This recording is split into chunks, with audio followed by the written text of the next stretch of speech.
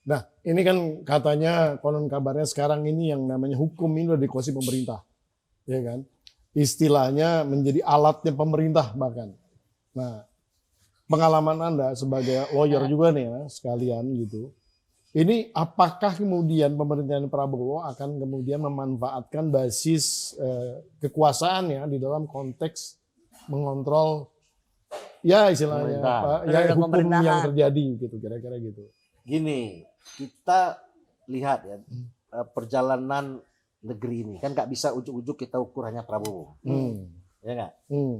Kita lihat itu dari zaman Bung Karno, zaman Pak Harto, zaman Bung Karno dulu, rejim Bung Karno itu, ketika orang dianggap tidak mendukung Nasakom, itu ditangkap, tanpa pengadilan. Dulu Kusmus gitu juga, nggak ngiknok nyanyi tangkap, tahan, tanpa pengadilan. Zaman Orde Baru berubah lagi trennya. Ketika orang dituduh PKI, tangkap. Belum tentu dia PKI, dia lahir nggak zaman PKI, ya kan? Dia nggak PKI, komunis nggak lingkungan, ya. Atau nyimpan buku komunis. Ya mahasiswa ini kan paling senang baca-baca. Nyimpen buku aja bisa nggak lolos kerjaan nggak dapat lah mana-mana. Ya bapaknya nggak PKI, dia nggak PKI lahir tahun 70 misalnya. Tapi berteman sama anak PKI. Selesai. Padahal dia nggak tahu di bapaknya siapa. Kira-kira begitu ya. Jadi dalam setiap rejim itu pasti ada satu alat untuk memukul lawan politik. Kemudian zaman Jokowi apa yang paling keras? ITE. Ya, pokoknya semua yang nulis ada yang kena.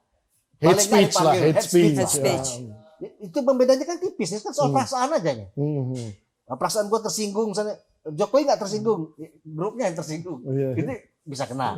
Nggak dihukum, minimal bolak-balik dipanggil lah, itu dilepas, dimaafkan.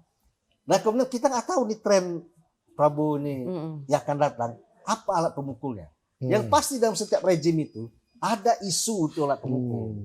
Jadi kalau itu pun dilakukan, ya memang sejarahnya seperti itu. Jadi apakah nanti trennya hukum akan menjadi panglima di negeri ini, ya, atau hukum menjadi alat politik? Jadi gini, hukum itu tidak bisa dilepaskan dari politik. Betul. Ya, mau apapun produk hukum itulah sebuah keputusan politik. Jadi kalau kita memisahkan itu nggak mungkin bisa terpisah. Nah persoalannya, apakah pemerintah yang akan datang, kalau dia merasa dirinya kuat, maka dia akan menegakkan hukum seadil-adilnya. Ketika dia merasa dia tidak stabil, maka hukum menjadi alat untuk meredam kekritisan publik, ya, atau mungkin satu isu yang dianggap isu ini bisa jadi alat pemukul. Itu biasa di dalam rejim sebuah negara yang demokrasinya belum begitu kuat. Ya. Kalau di Amerika bisa nggak? Kalau di Amerika nanti publik marah. Nah kalau kita kan nggak. Kalau misalnya Pumpida dihukum, ya orang nonton aja Pumpida kena. Orang nggak mau tahu nih kenapa dia kena, ya, apa penyebabnya, apakah ada sentimen, apa dikerjain, apa dijatuhkan, orang nggak mau tahu. Yang penting dia kena.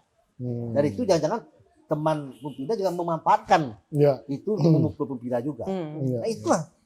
Kalau di sini, sorry ya, mungkin kayak alat kekuasaan mau menggunakan produk-produk alat kekuasaan ini sebenarnya seperti kayak apa sih buat ngunci-ngunci orang kayak gitu nggak sih? Kalau menurut Bang, kayak misalnya kayak ada KPK buat ngancam-ngancam orang, ngunci-ngunci aja. Jadi sebenarnya megang ekornya aja, itu sebenarnya normal nggak sih kayak gitu? Ya, dan mungkinkah ini akan nanti akan kayak gitu terus? Kayak kita ada KPK, ada MK. Yang dia biasa nggak normal, maka kalau dia normal dianggap tidak normal. Gitu maksudnya. Iya. Kalau hari ini di mana normal?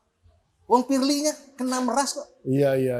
Nah, kemudian hari ini 500 juta. Iya. Pegawai KPK mengkorup uang perjalanan dinas di KPK. Di KPK tuh ya Bang? Di KPK hari ini beritanya.